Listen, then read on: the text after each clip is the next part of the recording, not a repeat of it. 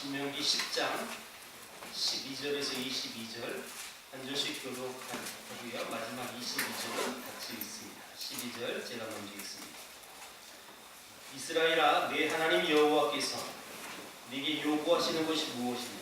곧 내 하나님 여호와를 경외하여 이 모든 도를 행하고 그를 사랑하며 마음을 다하고 뜻을 다하여 네 하나님 여호와를 섬기고 내가 내 힘을 위하여 내게 명하는 여호와의 명령과 규례를 지킬 것이 아니라 하늘과 모든 하늘과 땅과 그 위의 만물은 본래 내 하나님 여호와께 속한 것이로되 여호와께서 오직 내 조상들을 기뻐하시고 그들을 사랑하사 그의 손인 너희를 만민 중에서 택하셨으니 오늘과 같으리라. 그러므로 너희는 마음의 할례를 행하고 다시는 목을 곧게 하지 말라.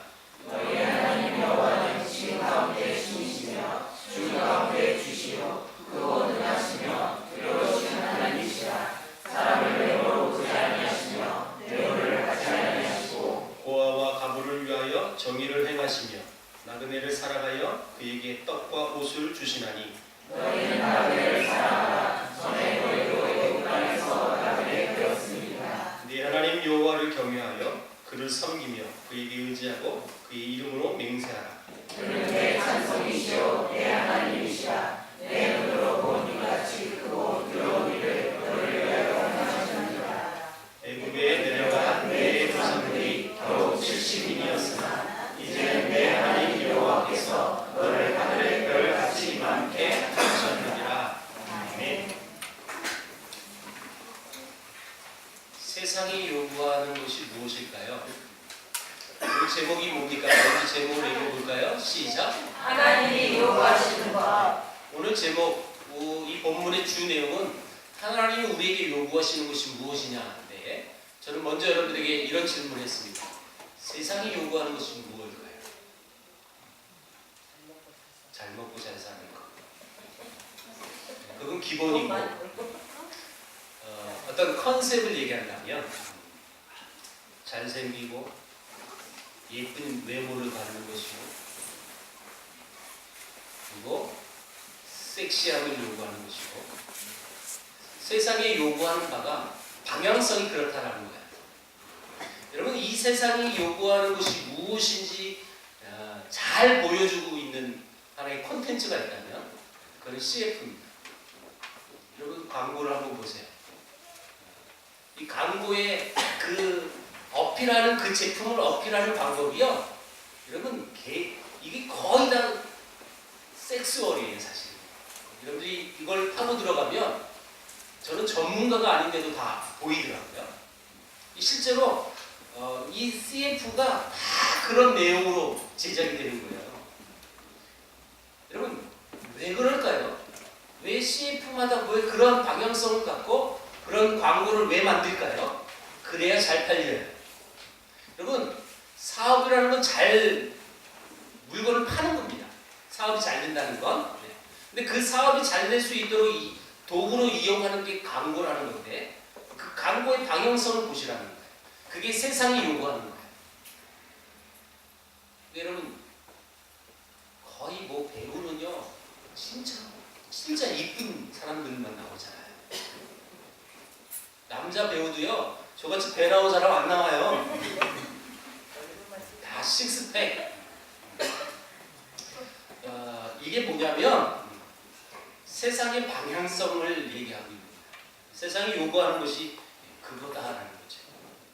그러니까 그런 것이 반영이 되니까 그런 열매들이 나오게 돼 있어요. 자, 그렇다면 저는 이 제목과 반대되는 이야기로 오늘 서론을 꺼냈어요. 그럼 하나님이 요구하는 게 뭘까? 외모 지상주의?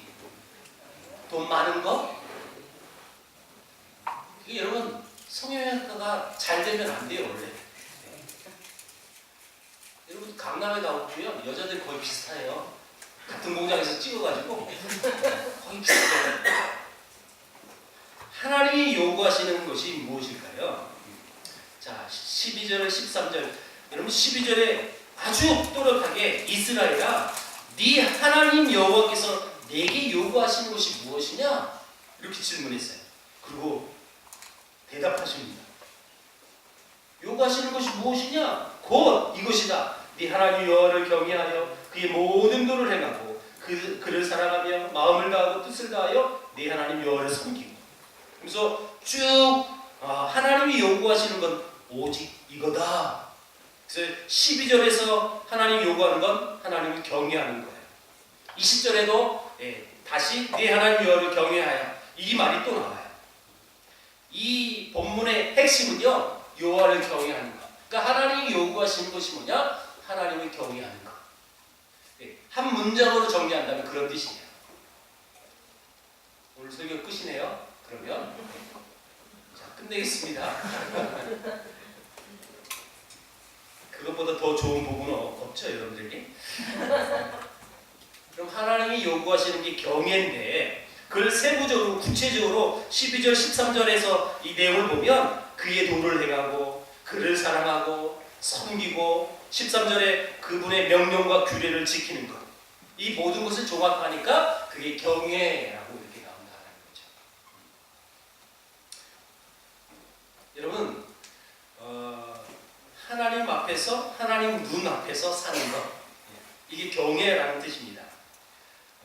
그렇다면 하나님께서 나를 보고 계시니까 조심스럽게, 하나님 나 보고 계시니까 그게 경외, 그 하나님 눈앞에서 사는 게 경외라고 하니까 내가 하나님 앞에서 뭘 이렇게 꼬투리 안 잡히려고 조심조심 사는 것, 그건 경외가 아니에요. 하나님의 눈초를 의식하면서 늘 두려워 떨면서 사는 것, 여러분 이게 결코 경외가 아니에요.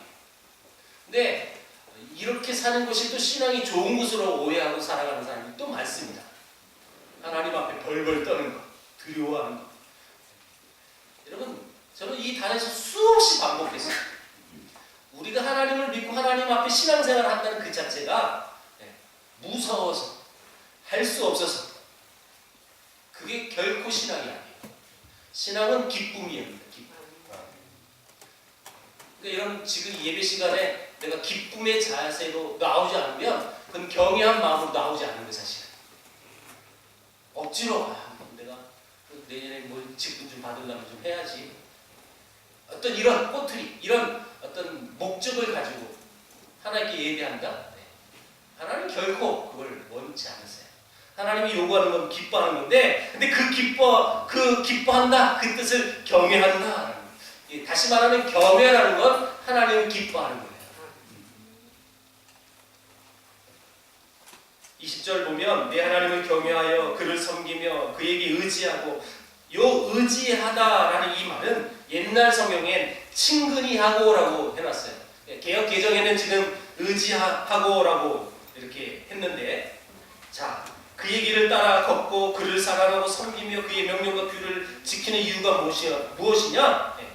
그분을 좋아하기 때문에 그분과 함께 하는 거고, 그분을 따라가는 거고, 그분이 너무 좋아서 예배하는 거예요. 이게 경외라는 개념이에요. 마치 부모가 쳐다보면 그 부모의 눈을 의식하여 아이들이 더 신나서 열심히 하는 것처럼, 혼날까봐 그런 것이 아니라 진짜 엄마 아빠가 이렇게 하면 기뻐하신다는 것을 알기 때문에 그 아이가 기쁨을 하듯이, 그게 성경이 말하는 바로 경외라는 뜻입니다. 나를 바라보시는 그분의 눈초리에 담긴 무한한 사랑을 계속 내가 느끼고 있기 때문에, 여러분, 그래서 하나님이 나를 불러서 요구하시는 것이 무엇이냐? 하나님을 기뻐하는 것, 그리고 그분으로 인하여 만족하고 그분께 감사하는 것, 그게 경외라고 말할 수 있는 것입니다. 그분이 너무 좋아서 그분과 함께 그 길을 가는 것. 우리 또 방금 찬양했잖아요. 그분과 함께 가는 거예요. 그게 경외예요. 근데 그 경외의 기본 마음 자세가 뭐냐? 그분이 무서워서? 아니요. 그분이 너무 좋아서. 그분과 함께 있는 게 너무 기뻐서. 여러분, 옛날에 그런 시절이 있었죠. 한 여자를, 한 남자를 그렇게 좋아했던 시절이 있었잖아요. 지금은 아니어도 그때를 생각해 보세요. 여러분, 데이트하는 게 너무 좋죠. 왜요? 그걸 이유가 뭐가 있어요? 그냥 좋은데. 이유가 없는 거죠. 그 시간이 지루하지 않아요. 그래서 여러분 예배 시간 너무 길다 지루하면 느끼지 마세요.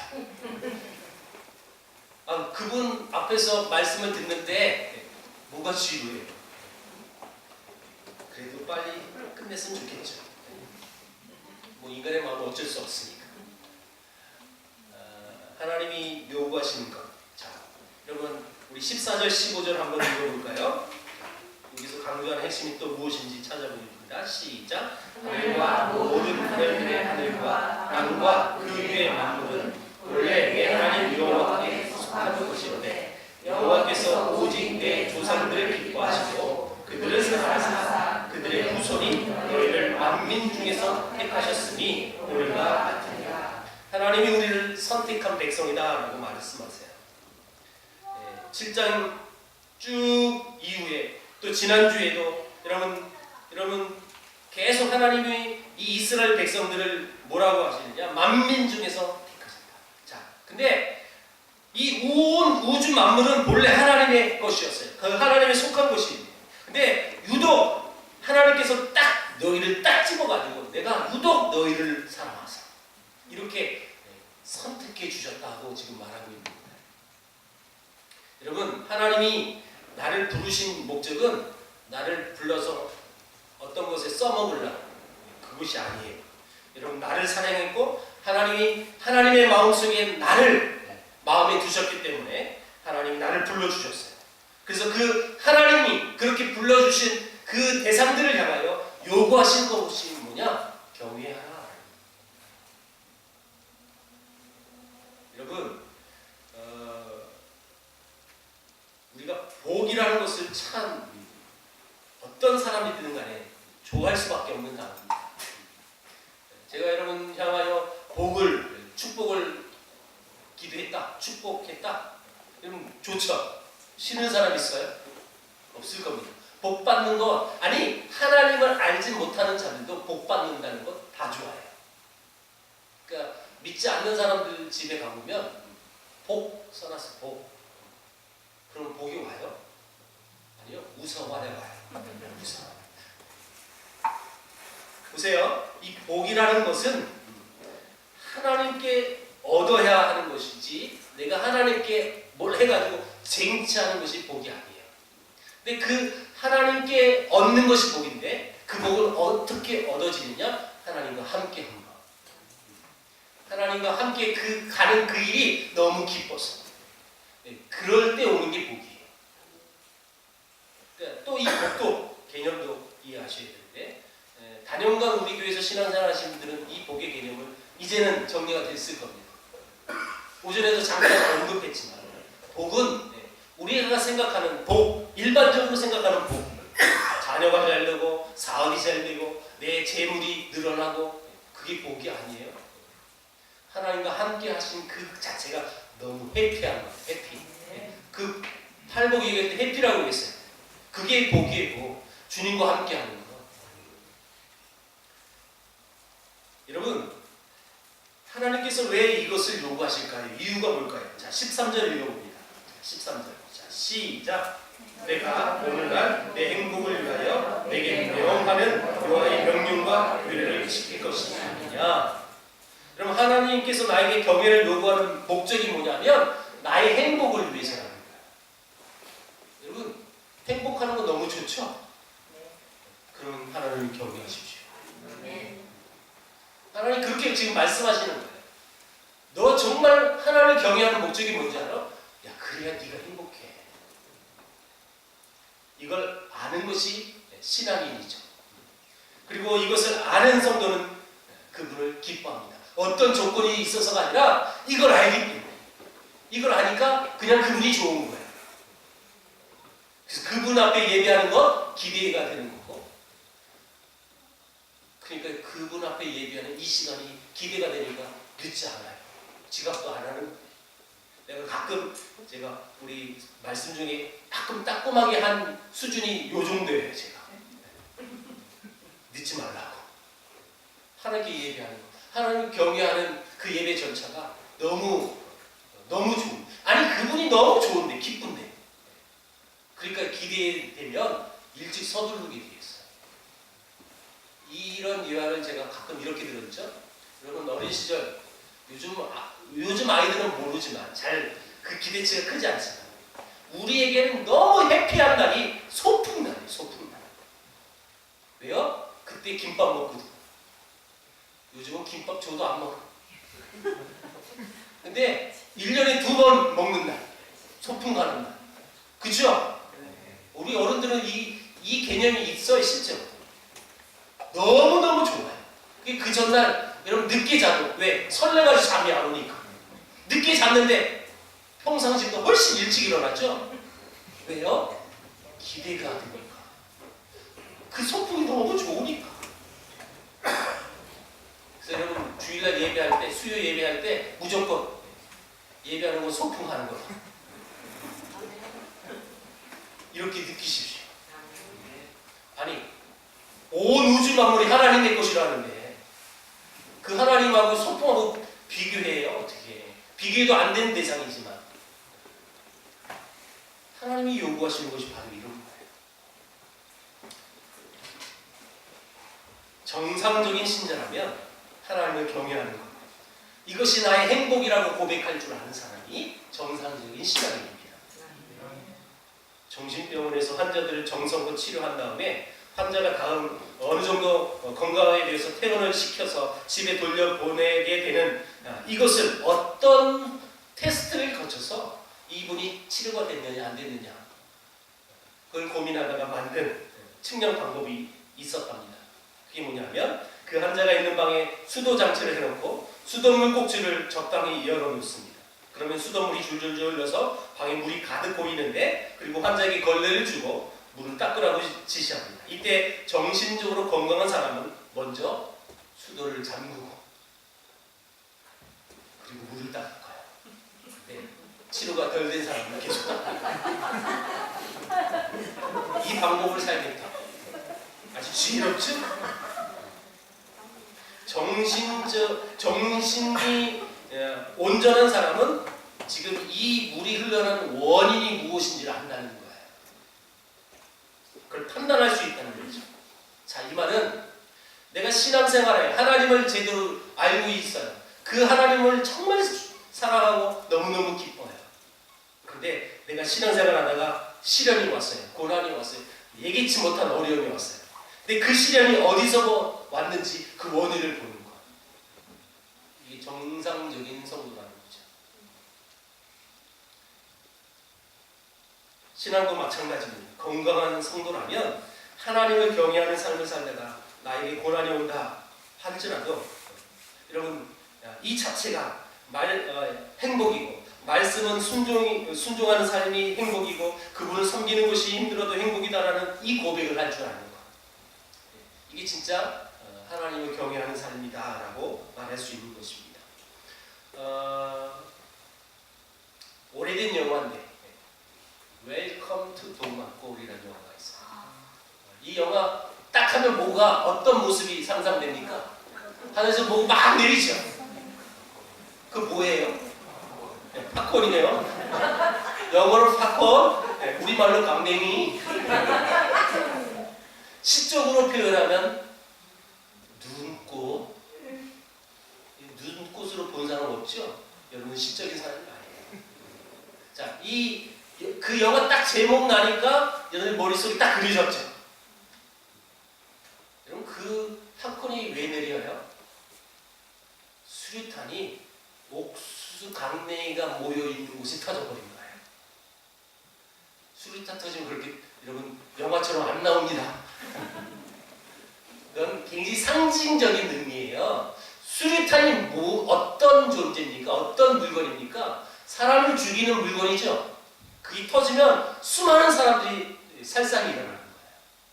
근데 그 수류탄이 옥수수에 떨어지니까 강냉이가 하늘에서 그걸 실제로 굉장히 어떤 전쟁에 대한 이 부분을 굉장히 멋있게 표현한 방법이 있거든요. 여러분 수류탄이 옥수수 눈이 되는 것을 상상할 수 있는 것처럼 내가 옳고 선하고 아름다운 것을 상상하고 생각하며 말하는 사람이 될 줄 알아야 하는 것입니다. 16절 한번 보세요. 하나님이 이제 구체적으로 우리에게 요구하시는 바가 무엇인지 16절 읽어봅니다. 시작. 그러므로 너희는 마음에 할례를 행하고 다시는 목을 곱게 하지 말라. 자, 여러분 할례가 뭡니까?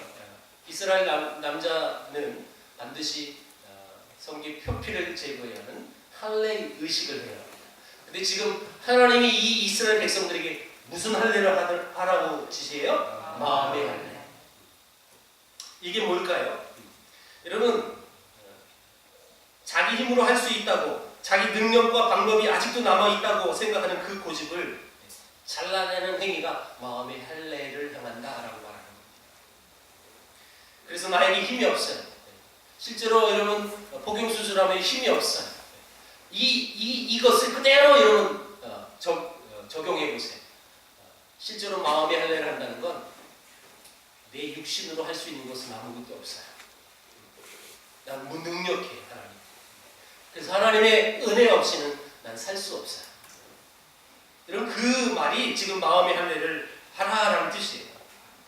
자, 17절에서 19절을 읽어봅니다. 시작. 너희의 하나님 여호와는 신 가운데 신이시며 주 가운데 주시요 크고 능하시며 두려우신 하나님이시라. 사람을 외모로 보지 아니하시며 외모를 받지 아니하시고 고와 갑을 인하여 정의를 행하시며 나그네를 사랑하여 그에게 떡과 옷을 주시나니 너희는 나그네를 사랑하라. 전에 너희도 애굽 땅에서 나그네 되었음이니라.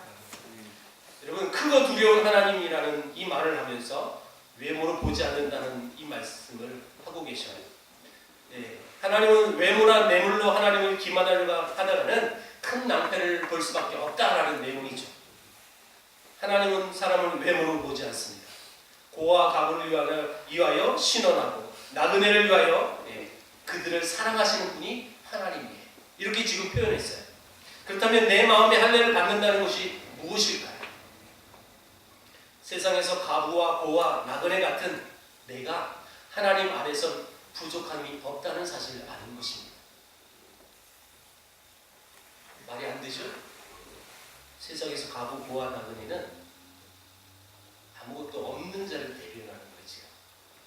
근데 그런 내가, 그런 존재인 내가 하나님 앞에서 부족함이 없대요. 여전히 나그네인데, 여전히 가부, 고한데. 여러분, 이게 무슨 말이냐면 내가 그런 존재면 난 아무것도 없는 존재예요. 그러니 내 안에 무엇을 채울 필요도 없는 존재예요. 그런 뜻이에요 지금. 자, 여러분 19절에 보니까 나그네를 사랑하라 라고 말씀하셨어요. 이것은 집 없는 사람을 불쌍히 여겨라, 지나가는 여행객들을 잘해줘라, 그런 차원의 문제가 아닙니다. 이것은 여러분 그 나그네가 우리예요. 우리 사실 마지막 찬송이 하늘소망이라고 했는데, 자 보세요. 나그네, 우리는 이 땅에 잠시 왔다 가는 나그네예요. 그래서 우리는 궁극적으로 어디에 소망을 둔다는 거예요? 지금 하늘에 소망을 둔다는 거예요. 비록 내 발은 땅을 지금 밟고 살지만 우리가 궁극적으로 돌아갈 고향은, 본향은 하늘나라, 천국이라는 거죠. 나그네는 근거가 없는 자들입니다. 이를테면 거주지가 따로 있는 게 아니라는 거죠. 그러면 우리는 근거가 없는 자들인데 이제는 나그네에게 잘해줄 근거가 생겼다는 거예요. 아니 나도 나그네인데 또 다른 나그네는 잘해주라고? 나그네는 잘 집이 없는 사람인데, 근데 그 나그네를 잘해줄 수 있는 자는 자기 집을 갖고 있는 자라는 뜻이기도 해요. 이 말은 또. 이 말은 우리가 나그네의 그런 존재지만, 근데 또 다른 나그네를 거두어줄 수 있는 그 근거가 있다는 것은 내게 기업이 있다는 거예요. 하나님이 허락해 준 기업이 있기 때문에 그 또 나그네를 잘해줄 수 있는 또 근거가 생겼다라는 것이죠. 그러므로 하나님을 사랑하는 것은 하나님이 나에게 그 복을 주셨기 때문입니다.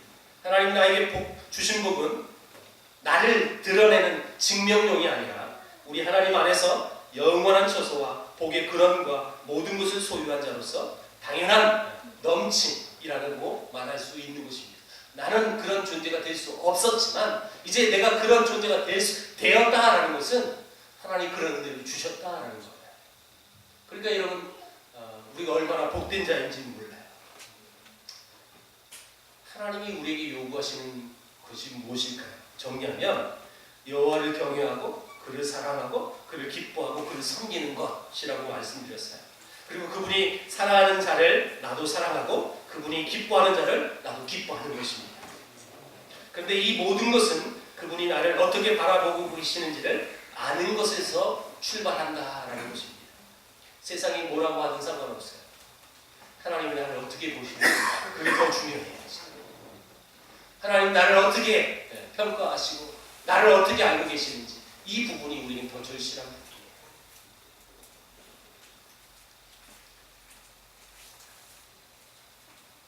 신앙이라는 것은 내가 이 세상을 살아가면서 나를 증명하고 내 소원을 이루고 하다가 좌절하면 그때 돌아와서 하나님의 특별한 도우심을 간절히 요구하는 것, 그것이 아니에요. 우리의 모든 것이 하나님 앞에 들어가서 항복하는 것이에요. 이것이 진짜 신앙이에요. 물론 여러분 하다가 막 소원대로 하다가 안 돼가지고 좌절돼서 넘어지고 자빠졌을 때 그때 하나님께 와야 됩니다만은 그게 본질적인 신앙은 아니라 그렇게 되기 전에 이미 이 모든 것이 하나님의 것이라는 것을 인정하는 사람.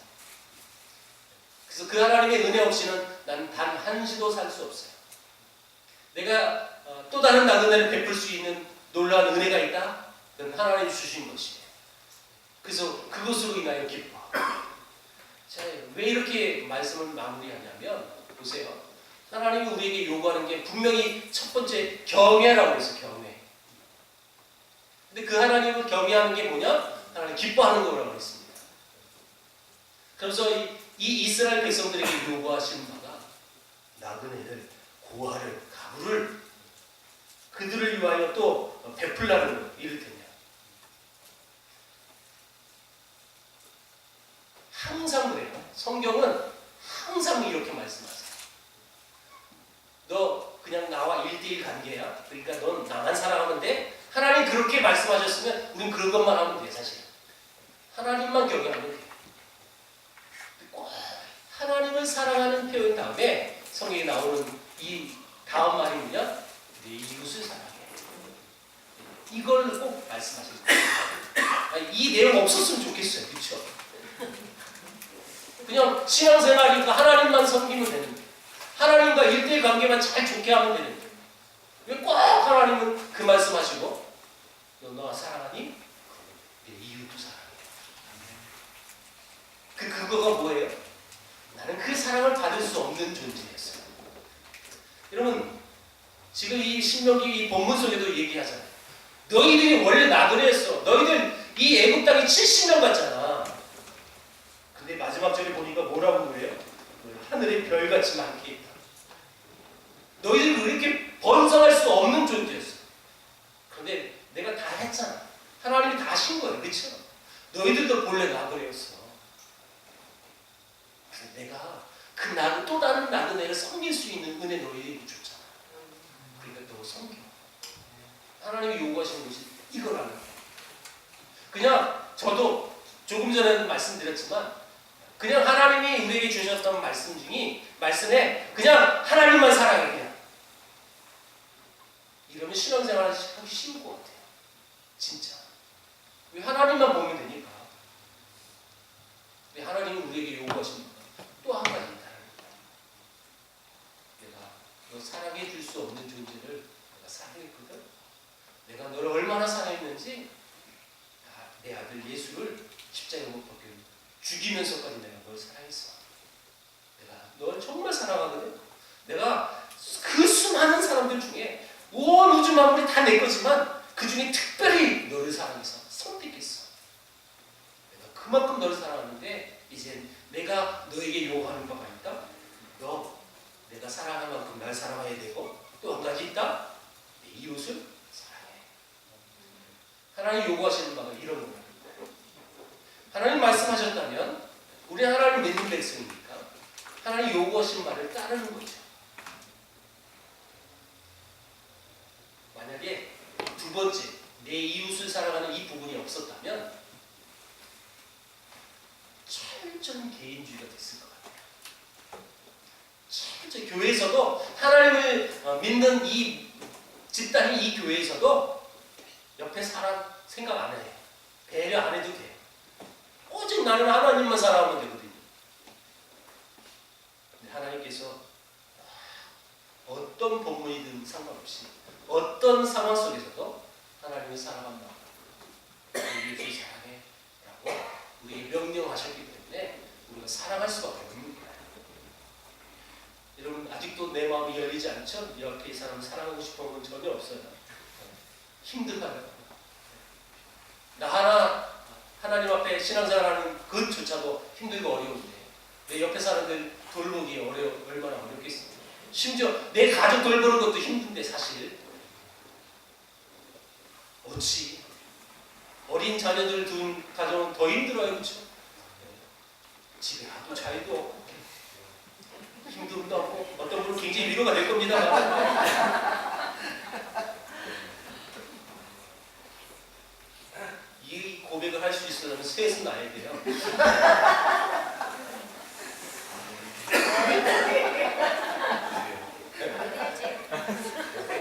오늘 밤에 또 계획을 하시면 보세요. 정말 힘들어요.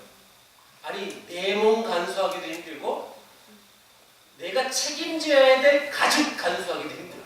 솔직히 그래요. 솔직히 현대 시대는 더 힘든 것 같아요. 그런데 옆에 있는 사람까지 돌보라.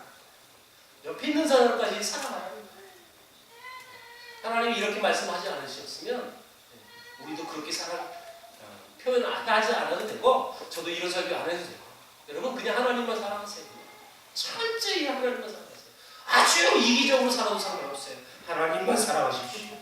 그게 편해요 사실은. 하나님이 우리에게 요구하시는 바 제목이 뭐라고요? 요구하시는 것. 그 요구하시는 것이 뭐냐? 하나님을 사랑하고 내 이웃을 사랑하고 하나님이 요구하시는 대로 사랑하는 저와 여러분에게 주의 이름으로 축복합니다. 기도하겠습니다. 하나님 감사합니다.